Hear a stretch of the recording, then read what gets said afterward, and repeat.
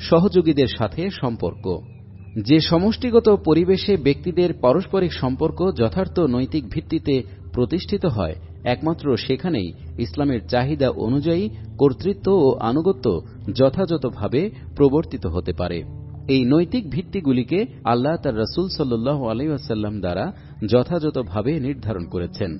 বিশেষ করে সূরা হুজুরাতে এই গুরুত্বপূর্ণ নীতিগুলি সংক্ষেপে বিবৃত করা হয়েছে।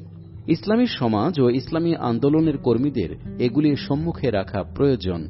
এইখানে আমি সংক্ষেপে এর উল্লেখ করছি। পৃষ্ঠা ২৯। ১। সমাজ জীবনকে ত্রুটিশূন্য রাখার জন্য প্রথম নির্দেশ হচ্ছে, হে ঈমানদারগণ, যদি কোনো ফাসেক ব্যক্তি তোমাদের নিকট কোনো খবর নিয়ে আসে, তাহলে সে সম্পর্কে চিন্তা গ্রহণের পূর্বে অনুসন্ধান করো, যাতে করে তোমরা অজ্ঞাতে বিক্ষুব্ধ হয়ে কোন দলের উপর আক্রমণ না করো এবং পরে এজন্য পস্তাতে না হয়। সূরা হুজুরাত আয়াত ৬।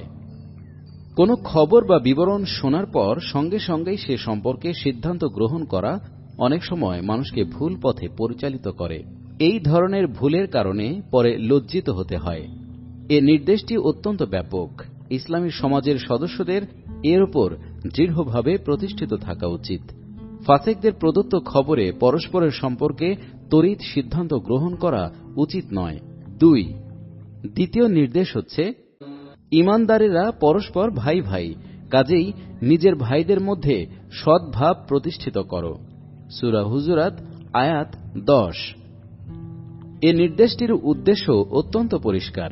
মুসলিম সমাজের সদস্যদের মধ্যে মানবিক দুর্বলতার কারণে যদি কখনো মনোমালিন্য, ঝগড়া বিবাদ দেখা দেয়, তাহলে ফিতনাকে আরো ফুলিয়ে ফাঁপিয়ে বড় করা অন্য ভাইদের কাজ নয়, বরং তাদের কাজ হচ্ছে সন্দেহ সংশয় দূর করা, বিবদমান পক্ষদ্বয়কে নিকটতর করা এবং উত্তেজনা প্রশমিত করার জন্য চেষ্টা চালানো, যার ফলে ভ্রাতৃত্বের সম্পর্ক পুনর্বহাল হতে পারে। কেননা এই ভ্রাতৃত্ব ছাড়া ইসলামী দলের শৃঙ্খলা কোনোদিন মজবুত হতে পারে না।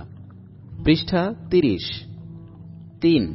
তৃতীয় নির্দেশ হচ্ছে, হে ঈমানদারগণ, তোমাদের একদল যেন অন্য দলের প্রতি বিদ্রূপ না করে, কেননা হতে পারে তারা এদের তুলনায় ভালো লোক।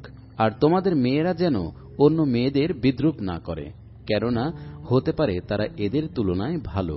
আর তোমরা পরস্পরের দোষ খুঁজে বেরিও না, পরস্পরের জন্য অসম্মানজনক নাম ব্যবহার করো না। কেউ ঈমান আনার পর তাকে মন্দ নামে ডাকা গুনাহ। এসব কাজ থেকে যারা তওবা করে না তারা জালেম। সূরা হুজুরাত আয়াত ১১। এই নির্দেশের মাধ্যমে বিদ্রূপ করা, পরস্পরের দোষ খুঁজে বেড়ানো এবং অসম্মানজনক নাম ব্যবহার করা থেকে মুসলমানকে বিরত রাখা হয়েছে এবং এজন্য সতর্কবাণী শোনানো হয়েছে যে যারা এ অভ্যাস পরিত্যাগ করবে না তারা সৎ মুমিনদের দলভুক্ত হবে না, বরং হবে জালেমদের দলভুক্ত। এ দোষগুলি সমাজ দেহে ঘুণ ধরিয়ে দেয়। এই ছোট দোষগুলি মনে ভাঙন ধরায়।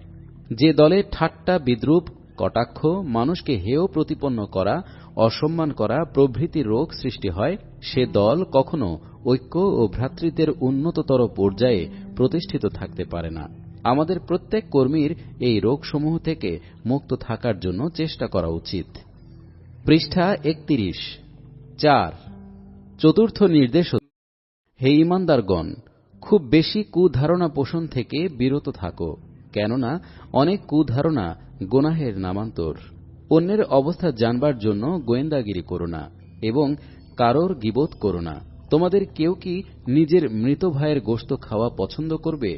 না, তা করবে না, বরং তোমরা তা ঘৃণা করো।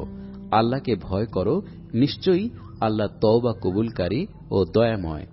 সূরা হুজুরাত আয়াত ১২। এই আয়াতটির প্রথম দাবি হচ্ছে যে মুসলিম দলের সদস্যদের পরস্পরের সম্পর্কে কুধারণা করা যাবে না। মনের মাটিতে সন্দেহ সংশয়ের বীজ বপন করা যাবে না। পরস্পরের বিরুদ্ধে দোষারোপ করা এবং এদিক ওদিক থেকে শুনে শুনে কারোর বিরুদ্ধে দোষের পাহাড় গড়ে তোলা যাবে না, কেননা প্রত্যেকটি ভিত্তিহীন সন্দেহ, সংশয় ও দোষারোপ আসলে একটি গুনাহ। এর দ্বিতীয় দাবি হচ্ছে এই যে পরস্পরের গোপনীয়তা জানার জন্য গোয়েন্দাগিরি করা যাবে না। গোয়েন্দাগিরির অর্থ এই যে পরস্পরের দোষ খুঁজে বেড়ানো বা গোপন কথা জানার জন্য সর্বত্র ঢু মারা অথবা বিভিন্ন মজলিসের ভেতরের কথা জানার জন্য তৎপর থাকা, এগুলি অত্যন্ত দোষণীয় এবং শৃঙ্খলার জন্য ধ্বংসকর। পৃষ্ঠা ৩২। এর তৃতীয় দাবি হচ্ছে এই যে একজনের অনুপস্থিতিতে অন্যের দোষ বর্ণনা করে আনন্দ উপভোগ করা যাবে না, কেননা এটা মারাত্মক অপরাধ। এটা হচ্ছে যে ব্যক্তির গীবত করা হয় তার গোশত কেটে খাওয়ার তুল্য ঘৃণ্য অপরাধমূলক কাজ। এই দাবিগুলির প্রতি যত অধিক নজর রাখা হবে ততই আন্দোলনের ঐক্য ও সহযোগীদের ভ্রাতৃত্ব শক্তিশালী হবে এবং কর্তৃত্ব ও আনুগত্য ব্যবস্থা যথাযথভাবে কাজ করতে সক্ষম হবে। দলীয় চরিত্রের সাথে সম্পর্কিত আরও কতিপয় বিষয় সূরা হুজরাতে আছে। আপনারা ইচ্ছা করলে সেগুলি সম্পর্কেও চিন্তা করতে পারেন। এখানে মাত্র কতিপয় সুস্পষ্ট নৈতিক দাবি পেশ করা হল। পরিশেষে বলা যায়, যদি আমরা আল্লাহর সাথে সম্পর্ক কায়েমের যথাযথ ব্যবস্থা করে দলীয় নীতি ও শৃঙ্খলার আনুগত্য করি এবং উল্লেখিত নৈতিক গুণাবলী নিজেদের মধ্যে সৃষ্টি করে কর্মক্ষেত্রে ঝাঁপিয়ে পড়ি, তাহলে ইনশাআল্লাহ আমাদের ব্যর্থতার সামান্যতম আশঙ্কাও নেই। আল্লাহ যদি আমাদেরকে স্বয়ংসম্পূর্ণ হবার ৩টি সুযোগ দেন, তাহলে বিশ্বাস করুন আমরা ব্যবসায়ে যে পুঁজি খাটাচ্ছি তা কয়েক গুণ অধিক মুনাফা দানে সক্ষম হবে। আল্লাহ হাফেজ।